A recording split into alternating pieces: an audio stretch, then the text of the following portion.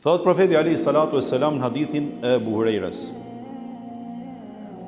tek Imam Buhariu dhe Muslimi, a keni parë, thot, sikur një person e ka një shtëpi të bukur dhe përpara shtëpisë tij kalon një lum i kthjellët, i pastër. Dhe imagjino të futesh në këtë lum 5 herë në ditë dhe të lahesh. Të kënaqesh pra duke u la në këtë lum. A mundet dikush thot që ky person që lahet 5 herë në lum përpara shtëpisë tij e ka lumin edhe lahet 5 herë, a mundet dikush thot që ai është i papastër?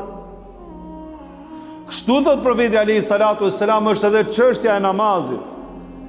E rregullon, e përmirëson, e pastron njeriu në sjelljen e tij, në karakterin e tij, në të gjithë qenien e tij, po edhe në gjunahet edhe mëkatet e tij. E pastron besimtarin namazi, ashtu siç futet dikush 5 herë me ulan lum në ditë, edhe besimtari duhet ta konceptojë namazin si rregullatorin e jetës tij dhe rregulluesin edhe përmirësuesin e sjelljeve dhe të karakterit tij.